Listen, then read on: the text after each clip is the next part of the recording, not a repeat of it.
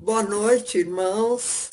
Estamos aqui reinaugurando uma outra temporada que nós fizemos umas férias breves, né, nesse final de ano, e hoje estamos retomando os nossos cultos de alicerce bíblico. Você é bem-vindo ao nosso culto. Hoje o pastor Hélio Piovisan Filho vai falar sobre ciência, Bíblia e religião. Só do título do tema a gente vê que vai ser um tema muito interessante. Você está convidado a assistir esse culto. Está convidado também, quinta-feira teremos o culto de doutrina. Está convidado de voltar também no domingo para você acessar nossos cultos entrar no nosso site, igrejadointerlagos.com.br, e no cantinho da tela, do lado direito, tem um botão ao vivo. Você clicando o botão ao vivo, você automaticamente já entra na sala que está online. Participe também das nossas redes sociais, Facebook, Instagram. Se você gostar do nosso vídeo, passe para frente pelo YouTube. Também temos um canal no YouTube. Você é muito bem-vindo. Nós nos alegramos muito de estar recomeçando essa série, porque é uma maneira que a gente tem, que os irmãos têm de estar juntos, né?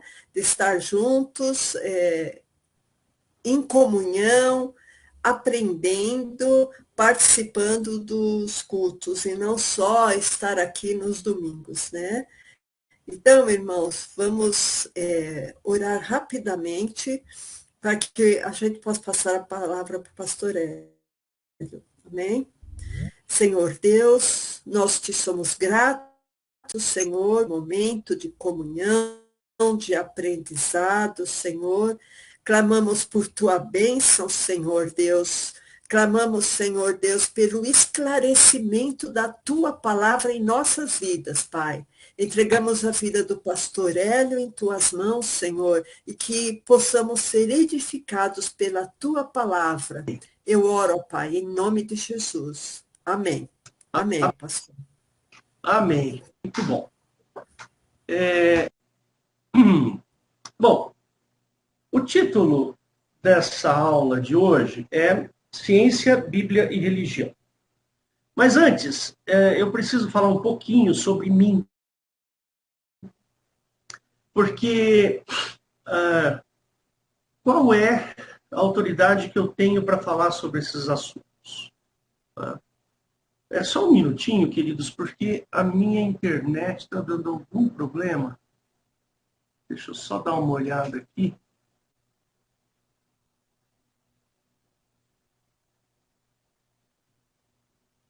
Espera só um minutinho que...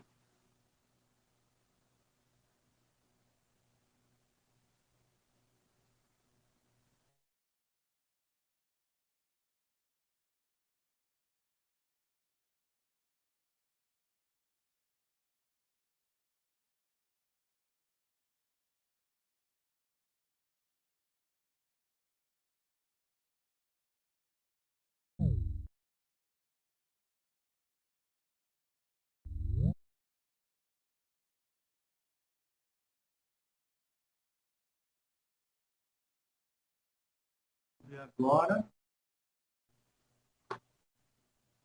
Agora vocês estão me vendo, certo? Maravilha, ótimo. Muito bem. Então, eu vou falar um pouquinho sobre quem é o Hélio Piovesan Filho, porque como esses assuntos estão sendo gravados e vão ficar na internet, então seria bom você entender um pouquinho quem sou eu e qual a autoridade que eu tenho para falar sobre Bíblia, religião e ciência. Tá certo? Bom, eu tenho 59, quase 59 anos, sou professor da área de Física e Matemática e Química, essa é a minha área de atuação. Atuo como professor há mais de 20 anos.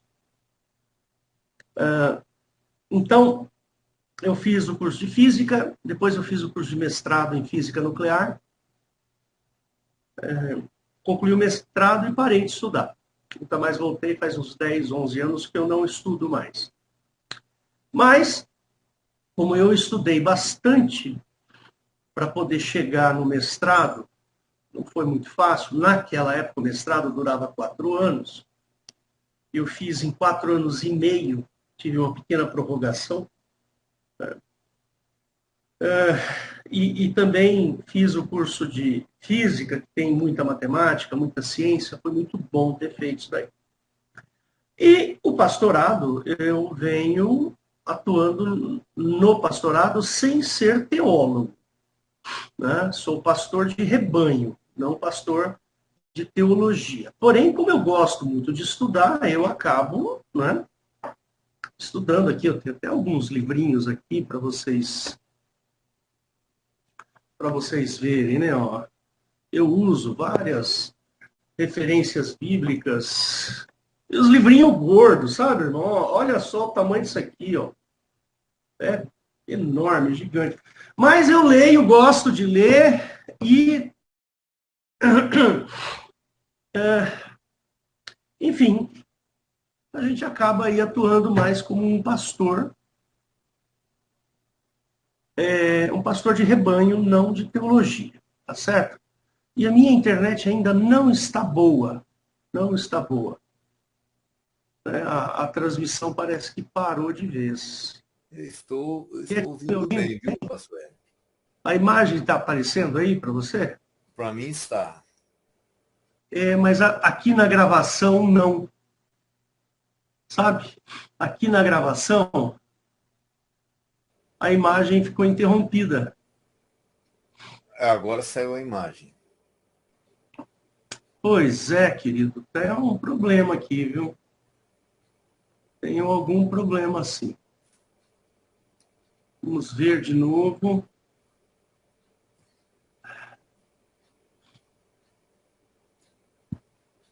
Eu acho que eu desconectei aqui sem querer. Não, estou aqui. Pronto. Voltou? Voltou. Mas aqui no meu computador, onde está sendo feita a gravação, a imagem não está aparecendo, sabe? Bom, mas vai ficar sem a imagem, né? Infelizmente, a gravação não vai ter a minha imagem. Mas vamos lá. Então, esse é o Hélio. Né? Eu estou aposentado já numa das escolas que eu trabalhava, ainda trabalho numa outra como coordenador, trabalho muito com adolescente, com jovens. Eu gosto de trabalhar com essa faixa etária, é muito bom. Então, a parte da ciência, eu estudei bastante, eu tenho algum conhecimento que eu posso ajudar vocês a entender um pouco mais sobre isso. Né? Por quê? Porque hoje em dia se fala muito em ciência, né?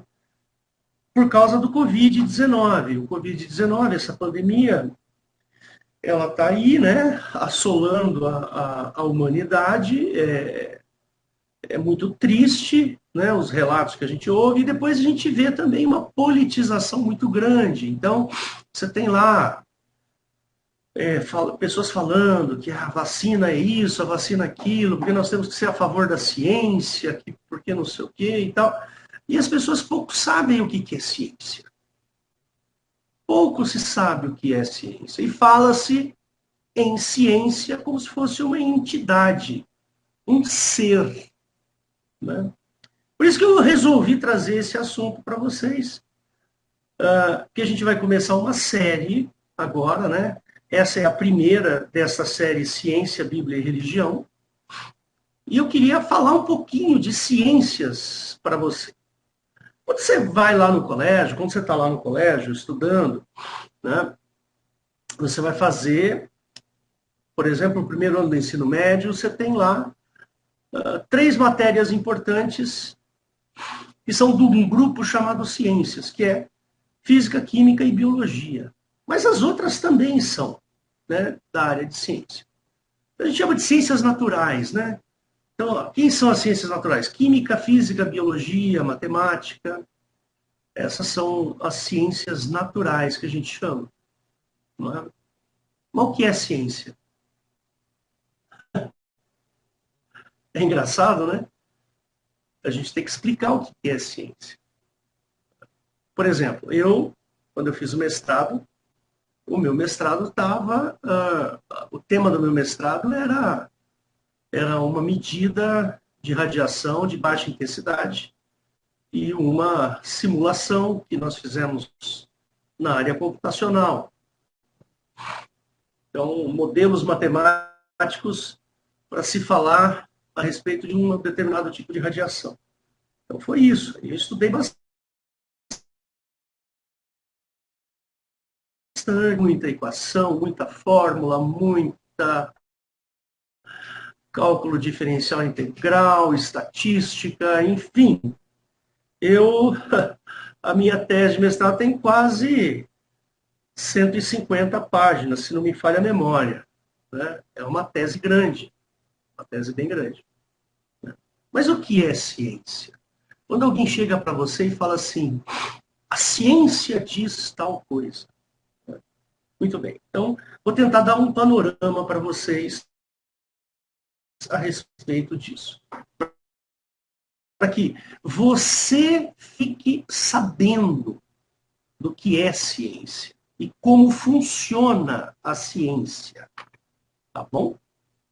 Então, vamos lá. Primeiro, a definição de ciência é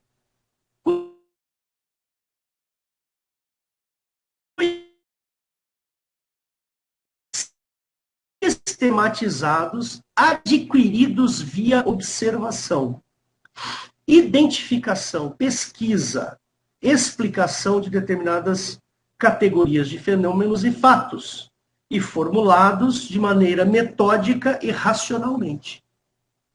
Então, de novo, ciência é um conjunto de coisas que a gente precisa conhecer sobre fenômenos e fatos. Então, vou dar alguns exemplos do que é estudar ciências. Vou dar um exemplo para você. Vamos usar aqui a medicina, porque nós temos uma médica aqui, que é a doutora Eliette. Vamos lá. Um determinado cientista, ou seja, aquela pessoa que vai fazer um estudo aprofundado sobre alguma coisa, né? Ele vai fazer um estudo aprofundado sobre alguma coisa. Então, um cientista vai lá, observa que uma pessoa está com febre. Ela foi lá e pôs a mão assim e tal, e percebeu que a temperatura não está normal.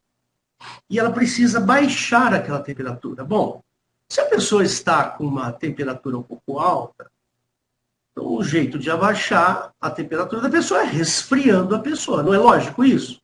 Mas você vai lá e dá um banho de uma água gelada e você vai e, pumba, diminui a temperatura. Então, imagina isso lá atrás, no começo da história da humanidade. Então, uma criança lá estava com o febrão danado, dava-se um banho e matava a criança de pneumonia, porque dava um banho gelado, a criança estava com o seu sistema imunológico enfraquecido e, de repente, ela adquiria uma pneumonia e morria da pneumonia e não era da febre. Aí uma pessoa começou a observar esse tipo de coisa. Começou a observar e falou assim, puxa vida, então não é bom que se dê banho em crianças quando estão com febre, porque elas podem ter uma tosse muito forte e morrer da tosse, que é a pneumonia. Pronto, esse sujeito acabou de fazer ciência. Por que ele acabou de fazer ciência? Ele acabou de fazer ciência porque ele olhou, observou e tirou uma conclusão. Então, isso é que significa ciência. Ele foi lá, começou a observar várias crianças que estavam com febre e via os hábitos alimentares ou os hábitos das famílias e começou a perceber que algumas famílias tomavam um determinado chazinho, a febre abaixava. Aí ele começou a desconfiar do chá. Caramba, será que esse chá tem alguma coisa que ajuda a baixar a febre? Então vou fazer o seguinte, eu vou dar chá para todas essas crianças. Aí começou a dar chá para todas elas, e a febre de todas elas começou a baixar. Ora, se isso aconteceu, o cara descobriu um antitérmico. Acabou de descobrir um antitérmico. Por quê? Porque ele foi lá, fez uma observação, ele foi criterioso, ele olhou para a situação e falou assim, o que é que tem de diferente nesta situação? O que está acontecendo neste ambiente que é diferente e que eu não percebi ainda? Percebe o que é ciência? Ciência é isso, é observação. Né? É muito interessante isso. Você observa, vê o que acontece, o que é que tinha de diferente nessa situação. Ah, isso aqui estava diferente, então vamos fazer assim. Eu vou pegar e vou criar 2 grupos. Vou criar um grupo A, que vai receber um chazinho, que é só uma água com açúcar. A gente chama isso de placebo, grupo de controle. Então, você que não sabe o que é um grupo de controle, ou grupo placebo, você vai lá, pega lá 100 crianças, 50 dessas crianças, você dá um chazinho simples. E as outras 50, você dá um chazinho daquela família que baixava a temperatura da criança com um chazinho especial deles. Mas ninguém sabe que chá que está tomando. E aí o cara dá isso daí, ele começa a observar e fala, puxa, olha, aqui aconteceu, aquilo aconteceu, e tal, isso e aquilo. Ele começou a anotar as informações, e anota, aí depois ele pega e vê quais são os números, e aí ele percebe tal coisa, ele percebe isso, percebe... Isso é ciência, queridos. Então, esse cientista, esse vamos chamar de proto-cientista, ele criou um grupo placebo para fazer o controle. Né? Então é fundamental você ter um grupo placebo para você poder controlar a substância que você está inoculando nas pessoas. Então não é brincadeira. Ah, por que se dá o placebo? Por que já não dá já a substância adequada? Não, não pode. Eu preciso ter um controle. Eu preciso pegar o grupo que toma placebo e comparar com o grupo que não toma placebo. Para ver quais são as conclusões que eu posso tirar desses 2 grupos. Isso aí, querido, se chama duplo cego. Então, vamos lá. O duplo cego funciona assim. O fabricante da substância manda a substância e o placebo para um médico aplicar nos seus pacientes. O médico e o paciente não sabem se está recebendo placebo ou se está recebendo a substância. Deu para entender? Isso que se chama duplo cego. Então, são 2 cegos nessa história. Quem é o cego? O médico e o paciente. O médico não sabe o que é placebo e ele não sabe o que é substância e o paciente tampouco. Entendeu? Depois que termina essa fase de experiência, os médicos fazem as anotações, mandam os relatórios informativos lá para a indústria farmacêutica e a indústria farmacêutica pega os dados e começa a analisar os dados e ver o que aconteceu. Percebe? Ah, eu tinha criado um remédio para dor de cabeça, mas eu percebi que esse remédio para dor de cabeça melhora a função gástrica da pessoa. Aí eles vão fazer o tal do reposicionamento. Então aquela substância era para tirar a dor de cabeça, mas além de tirar a dor de cabeça, tirava a dor de estômago. Então, o que eu posso fazer? Um reposicionamento desta substância. Então, eu posso agora fazer um grupo controle e um grupo de substâncias só para ver o que acontece no estômago das pessoas. E, de repente, essa substância ela é indicada tanto para dor de cabeça quanto para dor de estômago. Percebe? É assim que funciona a ciência. Então, a ciência, queridos, hoje, lógico, né? Existem metodologias, existem maneiras, métodos de se fazer as coisas. Eu estou dando aqui um exemplo bem simples para vocês. Bem simplório mesmo, entende? Tem muita matemática nessa história. Então, por exemplo, quando você vai fazer um experimento científico, a matemática ela tem que estar do teu lado ali. Ah, mas eu não sou bom em matemática. Então, chame um matemático para fazer análise dos dados para você. Percebe? É assim que funciona a ciência. Ciência, ela funciona da experimentação, da observação. Então, o cientista, ele tem que ser honesto. Percebe? É fundamental que o cientista faça os estudos de maneira honesta, não fazendo com que as informações e os dados reflitam o que ele deseja. Não pode fazer isso. Senão você compromete. Né? Imagina, você investiu tantos milhões e milhões de dólares numa substância e, de repente, você põe na mão de um cientista que não é honesto e você coloca a perder os seus milhões e milhões de investimento. Então, é fundamental que se haja honestidade por parte do cientista. Aí o sujeito, depois que ele fez esse estudo, que ele observou os dois grupos, o controle e assim por diante, o que o sujeito vai fazer? Ele vai escrever tudo aquilo e vai fazer uma publicação científica. Então ele faz um texto explicando o que ele fez. Existem metodologias para isso, tá?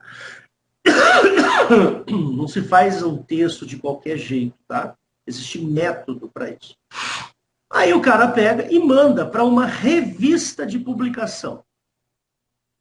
Não é essas revistas que você tem na banca de jornal, não tem nada a ver com isso, tá? A palavra revista aí é só um termo, tá? Ele manda para um órgão internacional, que é o que a gente chama de revista. E essa revista vai pegar aquele texto e vai submeter a pares. Você já deve ter ouvido esse termo, né? Então, a revista tal vai submeter aquele texto a um par. Ou seja, quem é o par dessa história? É uma pessoa que tem a mesma formação e área de interesse daquele que produziu o estudo. Percebe? Então, vamos supor que é o Hélio que fez lá o estudo. Aí o Hélio submete o texto para a revista vai procurar uma pessoa que tenha um perfil parecido com o do Hélio, que goste de física nuclear, que saiba falar sobre metodologia de medidas nucleares e tudo mais. E aí, este par vai olhar para ver se o que está escrito não tem besteira. Se o que está escrito ali é reproduzível. Ou seja, eu consigo reproduzir aquilo que está escrito. Conseguiria eu, José da Silva, fazer a mesma coisa que o Hélio fez? Ah, consigo. Ah, então esse texto é confiável. Entendeu? Funciona assim. Essa pessoa, o José da Silva aí, no linguajar científico, tem um nome em francês, chama-se référé. Tá bom? Então, quando você submete um trabalho científico para um par, na realidade, você está submetendo o seu trabalho científico a um référé. O référé é o sujeito que tem o perfil igual ao do Hélio. O perfil acadêmico parecido com o do Hélio. Entendeu? Funciona assim. Isso é ciência. Você percebe que é fundamental a gente fazer observações? A ciência ela é feita de observações. Não existe ciência se não tiver observação. Percebe? Não sei se vocês se lembram, né? No começo dessa pandemia teve umas polêmicas muito importantes com relação a um remedinho de piolho aí, que é o tal da Ivete, né? O pessoal fala Ivete para não usar a palavra certa, senão o YouTube derruba, né? Então, era um remedinho para piolho. Esse remedinho para piolho tem mais de 70 anos, não. Tem mais de 30, 40 anos no mercado. Enfim, o pessoal estava dizendo que esse remedinho de piolho, ele tem uma substância lá, ele tem um mecanismo lá, que dificulta a vida do vírus dentro do organismo, além de servir para piolho. Aí, não sei por que, resolveram polemizar essa história. Aí, as pessoas que estavam estudando isso, como se fosse uma coisa possível, né? Para que fosse viável, vamos estudar esse assunto, vamos ver realmente isso acontece. Então vamos fazer um estudo específico sobre isso. Vamos pegar, sei lá, 1.200 pessoas, a gente faz isso, mais 1.200 pessoas a gente faz aquilo, e faz o teste e tal, e não sei o quê. Depois pega os dados, vê o que aconteceu e fala, essa substância não serve para nada, ou essa substância serve para combater o vírus. Mas como polemizaram tanto por algum motivo que eu não faço ideia, percebe? Então já começaram a dizer, não, esse remédio não serve para nada. Só serve para piolho. Aí as pessoas queriam fazer os testes, iam fazer as metodologias científicas em cima, desistiram de fazer. Por quê? Vão ficar dando murro em ponta de faca? No meio de numa briga política? Está errado isso aí. Então, queridos, isso é ciência. Deu para entender? Então, a gente vai usar sempre ciência. Sabe um fator interessante? Antigamente, lá na Idade Média, talvez a Eliette até possa me ajudar, existia uma doença, eu não me lembro agora o nome da doença, mas estava relacionado com o consumo de chumbo. Você lembra o nome dessa doença, Eliette? Saturnismo. Saturnismo, exatamente. O que o saturnismo faz, Eliette? Só assim por cima. Principalmente alterações neurológicas, né? Neurológicas e hematológicas, pelo que eu me lembro. Tá.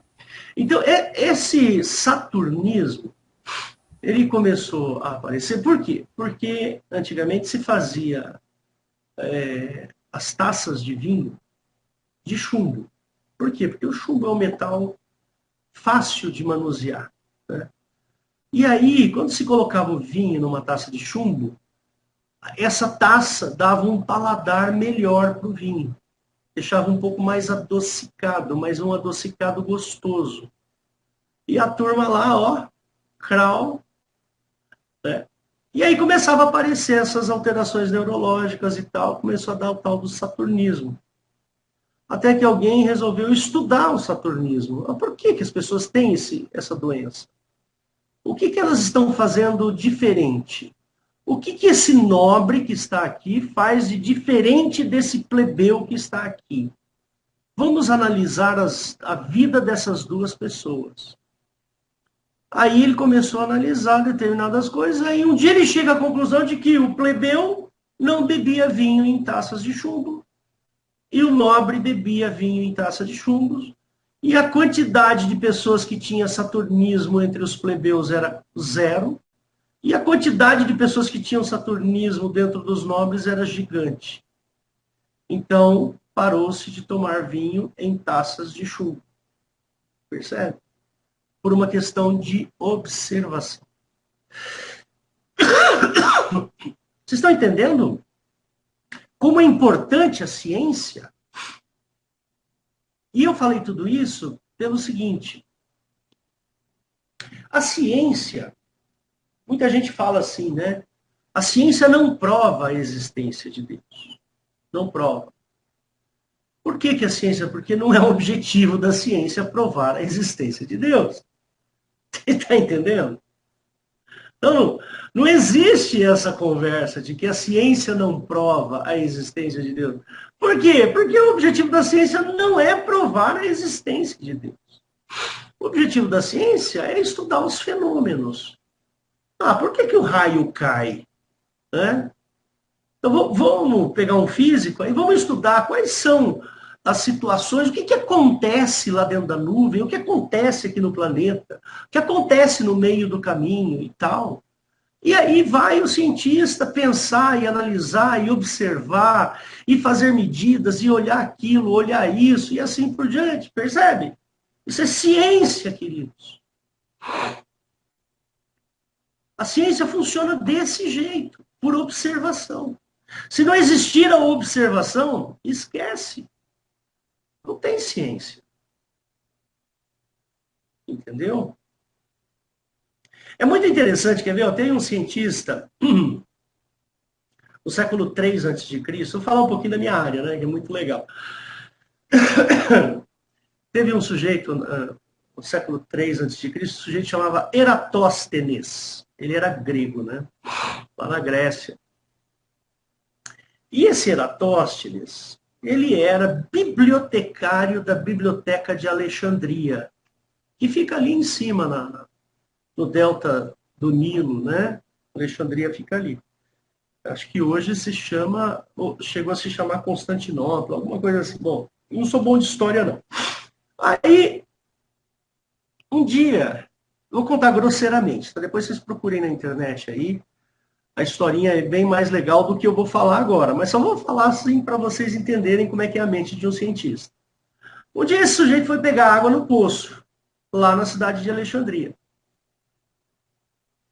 E ele foi bem ao meio-dia. E ele percebeu, na hora que ele foi pegar água do poço, ele percebeu que a sombra da cabeça dele batia na parede, ao meio-dia.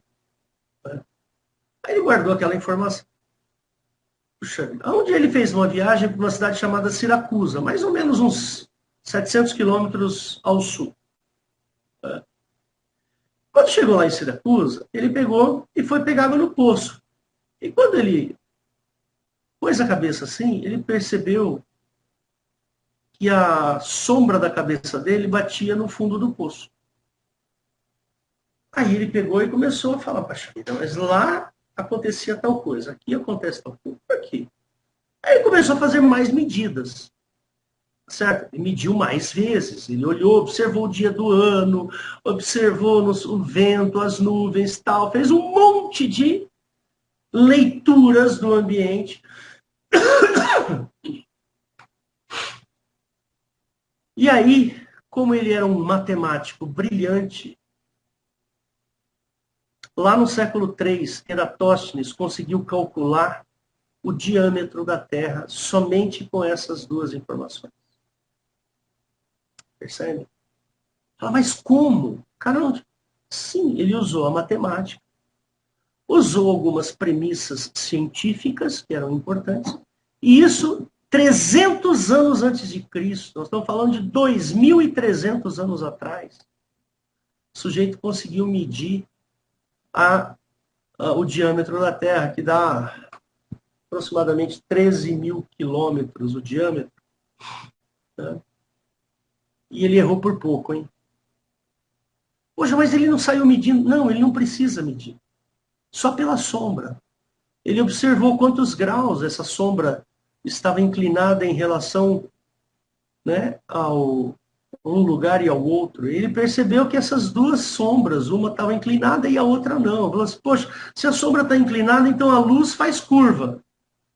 Mas como eu sei que a luz não faz curva, então a Terra é esférica. Ora, se a Terra é esférica, então eu vou pegar essa distância daqui até lá e tal, e vou conseguir descobrir qual era, usando uma regra matemática, ele descobriu qual era o diâmetro da Terra, de aproximadamente 13.000 quilômetros. Percebe? Isso é ciência. Isso é inteligência, é observação. A ciência, meus irmãos, ela não é somente para pessoas inteligentes, que você considera inteligente. Não. A ciência é para pessoas que são curiosas e que respeitam o método científico. Você não pode olhar um fenômeno da natureza e simplesmente imaginar que seja tal coisa e pronto. Não! Vou dar um outro exemplo. Vocês já ouviram falar de um negócio chamado fogo fátuo? O que acontece? Acontece o seguinte, quando um animal morre, ele começa a se decompor, alguns animais, eles acabam produzindo um gás com fósforo. É um, eu acho que é perclorato de fósforo, alguma coisa assim. Não me lembro agora qual é o nome do gás. Mas imagina lá um ratinho que morreu no meio do mato lá. Aí esse ratinho começa a decompor, tal, não sei o que, dentro da barriguinha dele forma lá um gás, e esse gás em contato com o oxigênio, ele entra em combustão. Ele pega fogo. Aí o sujeito está atravessando lá o rio lá, e de repente vê uma bola de fogo. Se o cara é um medroso, ele vai falar assim, meu Deus, eu vi um fantasma, e sai correndo. Agora, se é um cara curioso, ele fala assim, puxa vida, que fenômeno interessante. Eu vou lá ver o que está acontecendo. Aí ele vai lá, observa que tem um ratinho morto ali, aí ele começa a sentir um cheiro fedido para piscar e tal. E aí ele resolve fazer um experimento com ratos. Essa é a diferença do cientista de uma pessoa comum. O cientista, ele é curioso, ele não precisa ser inteligente. Quando Einstein perguntaram para ele, né? Puxa vida, mas você fez a teoria da relatividade e tal, ele falou assim, olha, 99% de suor e 1% de inteligência. Não foi essa a proporção, acho que foi 80% de suor, ou seja, trabalhou muito, observou muito, viu muita coisa, calculou muita coisa. Não saiu do nada, do zero.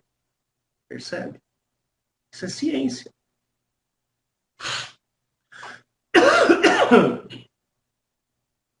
O cientista, ele tem que ser curioso, muito curioso. Né? Graças a Deus, hoje em dia a gente tem universidades, você pode escolher uma área de interesse. Você gosta de química, por exemplo, eu gosto de química orgânica. Aí você vai lá, faz um curso de química orgânica e começa a estudar coisas relacionadas à química orgânica. De repente você fala, vou tentar descobrir um fenômeno, não sei o quê, e começa a estudar aquele fenômeno e vai atrás, percebe? Isso é ciência. Muita gente pensa que o médico, ele é um cientista. Não, o médico, ele é um técnico. Deu para entender? O médico, ele é um técnico. Ele vai para a universidade aprender como é que se comporta o corpo humano e começa a ver as doenças. E ele observa o seguinte, ele aprende que para você curar dor de barriga, você precisa tomar um remédio tal. Aí ele vai lá, aprende a mexer na barriga do cara e põe lá o estetoscópio para escutar a barriga e vê e tal, e observa e pergunta e faz a tal da anamnese, não sei o quê. Beleza, esse é o médico. Né? Mas existem os médicos cientistas, que são aqueles que, além de fazer essas coisas, de curar as pessoas, de tratar as pessoas, aquele que é um observador. Ele fala assim, puxa vida, olha, eu tratei, essa pessoa estava com Covid e eu fiz um exame de sangue dessa pessoa e eu percebi que o sangue dessa pessoa estava assim, assim, assim. Então, eu acho que nesse momento, se eu der tal remédio, eu consigo ajudar o paciente. Pronto, ele acabou de fazer ciência. Por quê? Porque ele observou. Ele foi lá, observou, viu, aconteceu. Entendeu? Então, toma esse cuidado, queridos. Nem todo médico é cientista, tá? Mas existem muitos médicos que são cientistas. Tá? Então, muito bem. Tudo isso eu falei, e eu já estou encaminhando aqui daqui a pouco para o final. Por quê? Porque quando você pega um livro como esse, tá? Não sei se você consegue ver aí, a teologia sistemática. Está vendo a palavra teologia aqui? Tá? E a palavra sistemática. Tá? Muito bem. Esse aqui é até o volume 2, tá? O volume 1 está ali. Quando você pega uma pessoa, por exemplo, esse sujeito aqui, esse sujeito chamado Augustus Hopkins Strongs. Esse cara, além dele ser um teólogo, ele é o quê? Ele é um cientista. Por quê? Pelo seguinte, ele foi atrás de tentar entender todo o contexto bíblico. Ele foi lá, estabeleceu parâmetros, estabeleceu situações, estabeleceu métodos de estudo, e foi lá e começou a estudar, comparar, ler coisas com outras pessoas escreveram, e assim vai. E aí ele resolveu escrever tudo aquilo que ele estava estudando a respeito da Bíblia. Aí ele criou esse livro aí, que é uma teologia sistemática. Ou seja, a palavra sistemática significa que ele segue um método. Deu para entender? Então, esse sujeito, além dele ser um teólogo, pode ser até que ele seja um pastor, ele também é um cientista. Por quê? Porque ele foi observar o que estava escrito. Ele usou uma metodologia para ver o que estava escrito. Entendeu? A teologia, ela é boa? Ela, sim, ela é boa quando o teólogo é honesto, isento. Quando ele olha, observa e não põe um filtro pessoal naquilo que ele está observando. Entendeu? Isso é uma teologia honesta. A gente sabe que tem muita teologia aí que não é honesta, né? Eles dão ali uma coxambrada para fazer algumas coisas acontecerem, né? Eu, particularmente, eu tenho algumas ressalvas. Mas por que não ler o que está escrito ali? Por que não observar o que está escrito naqueles livros? Se o cara estudou e tal, pode ser que ele tenha cometido erros, é natural, quem é que não erra, não é? Pode sim, pode ser que ele tenha cometido erros. Aí cabe eu, como estudante do assunto, observar, poxa vida, ele escreveu besteira aqui, ó, não gostei dele escrever. Puxa vida, eu nunca tinha pensado dessa maneira como ele está escrevendo aqui. Olha só, que ideia, que raciocínio, que linha de raciocínio interessante que ele escreveu aqui. Olha que coisa bacana. Isso é teologia. A palavra teologia significa estudo atento e aprofundado da Bíblia e de Deus. Então, a teologia ela não tenta provar a existência de Deus. Não pensa você. Nenhuma ciência prova a existência de Deus. Por quê? Porque não é o objetivo da ciência provar a existência de nada. Não preciso provar a existência desse ponto. Não preciso provar. Eu já estou vendo que ele está aqui. O objetivo é estudar como é que é feito esse material aqui, o vidro. Puxa, qual é a temperatura que esse vidro tal, que ele derrete, qual a composição, por que ele é transparente? Puxa vida, como é interessante. Essa é a mente do cientista. A mesma coisa com relação ali à teologia.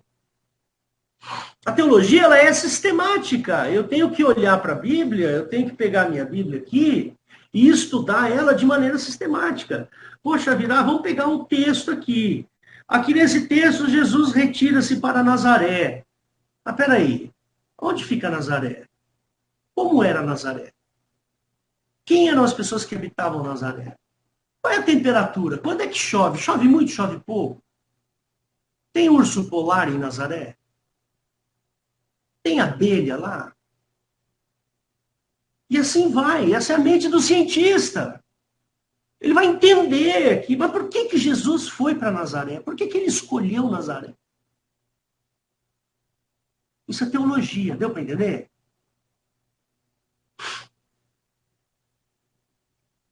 E assim vai. Qual é a origem da palavra Nazaré? Será que eu consigo descobrir qual é a origem da palavra Nazaré? Esse é o cientista. É o sujeito que vai fazer um estudo aprofundado sistematizado. Ele vai observar, ele vai acrescentar informações àquilo que já se sabe. Mas nós vamos falar mais sobre teologia mais para frente. Agora, e a religião? Vamos lá, vamos falar sobre religião. Eu acho que aqui todo mundo sabe o que é religião, porém não sabe explicar, é natural isso. Se alguém chegasse para você e perguntasse, Elião, o que é religião? A religião é assim que nem a igreja católica. Assim que nem. Eu dei explicação? Não. Não expliquei coisa nenhuma. Não é? Mas eu vou te ajudar aí, tá? Para você, quando alguém perguntar para você o que é religião, então anota aí, viu? Não esquece, anota aí.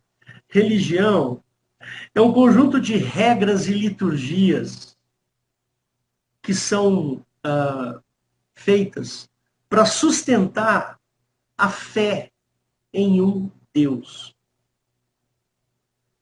E religião tem a ver com tradições. A palavra religião ela está muito ligada ao latim de religar. Né?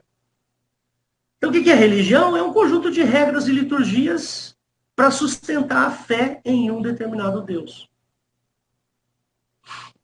Eu só posso dizer que eu sou de determinada religião se eu respeito as regras e as liturgias a respeito disso. Vou dar um exemplo para você.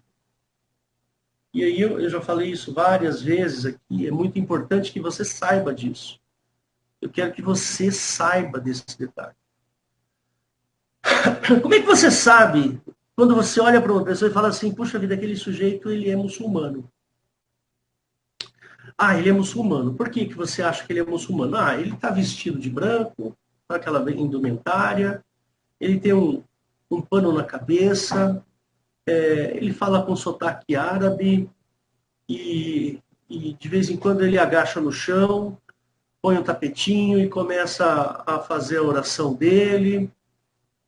Então eu sei que ele é muçulmano. Percebe? A gente só sabe que a pessoa é daquela religião, por quê? Porque ela pratica as regras e pratica as liturgias que definem aquela religião.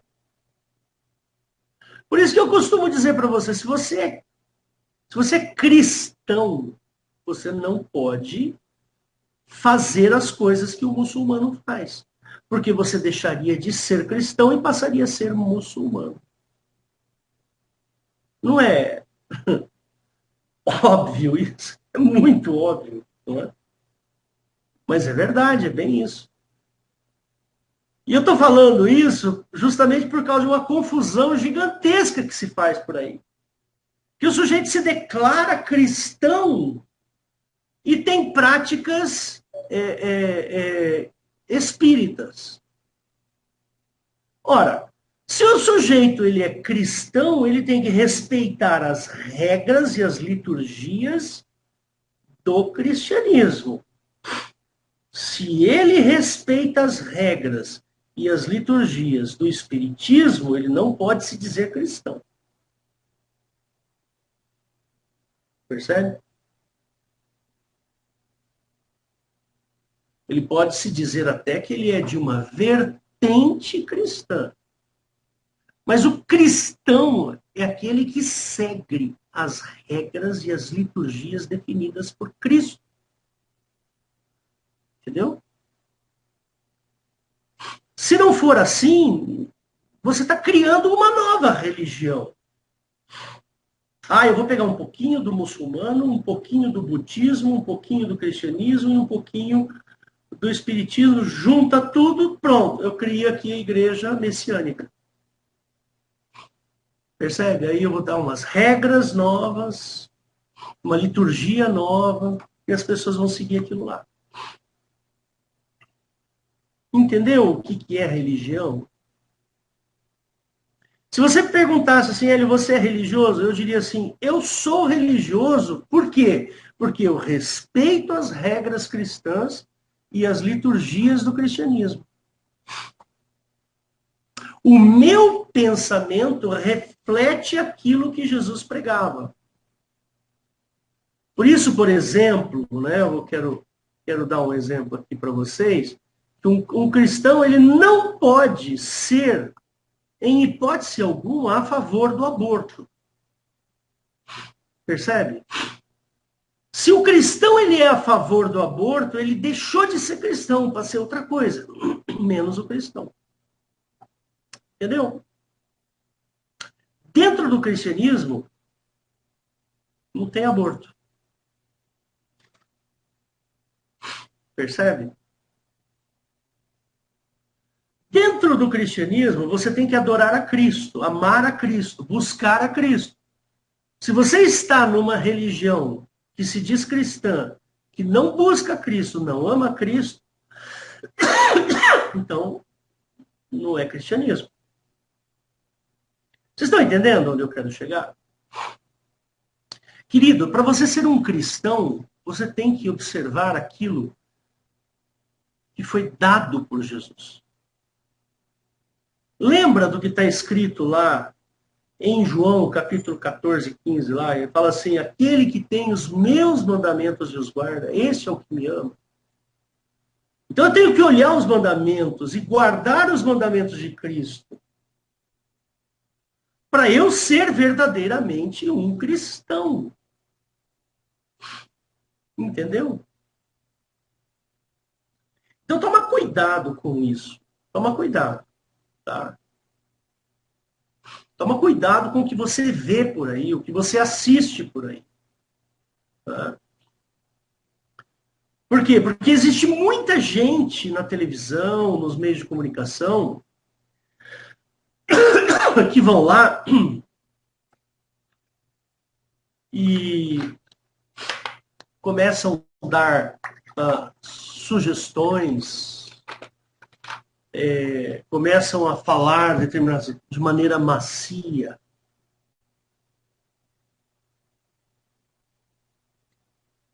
De maneira convincente e acaba te convencendo de determinadas ideias. Entendeu? Ah, mas, puxa vida, fulano falou tal coisa, não sei o que e tal. Também é cristão, ele também é, sabe? Não. Se alguém tem que falar alguma coisa para você e você tem que tirar alguma conclusão sobre a religião que você pratica, você tem que ver, observar esse livro aqui. Tá? Tem que observar esse livro. Se não, não. Eu posso pegar lá, fulano, sabe? Ciclano mais importante do meio religioso evangélico, XPTO, o cara fala uma asneira lá e eu vou tomar aquilo como verdade? Não! Se ele falar besteira, eu vou falar que, puxa vida, mas não está escrito assim na Bíblia. Ora, se não está desse jeito na Bíblia, o que esse cara falou é uma tremenda de uma asneira. E aí o que eu vou fazer? Eu vou repudiar esse pensamento. Entendeu? É assim que o crente autêntico vai agir. O crente autêntico olha para esse livro aqui e verifica se aquilo que o pastor Hélio falou é verdade ou ele falou besteira.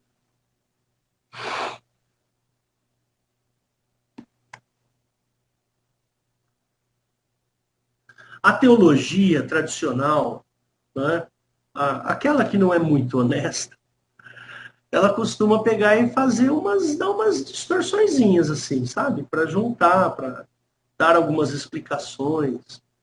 Aí outro dia eu estava vendo um sujeito aqui na internet falando sobre quem era a mulher de Caim. Quem foi a mulher de Caim? Tal. Aí ele quis provar na Bíblia que a mulher de Caim era irmã dele. Não é o que a Bíblia diz. Né?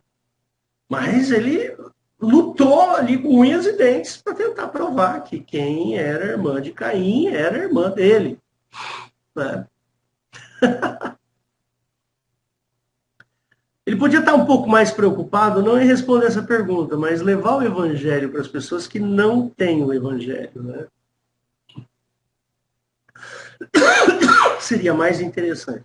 Então, meus irmãos, eu vou encerrar aqui essa primeira parte, esse primeiro assunto. Nós vamos voltar. Agora não vou mais falar sobre ciência, vou começar a falar um pouco mais de teologia, um pouco mais de Bíblia. Embora eu seja da área da ciência. Né? Mas o nosso objetivo aqui é entender a Bíblia, para que você se arme, né, contra as astutas ciladas do diabo. Que você tenha calçado os pés do Evangelho da paz. Né?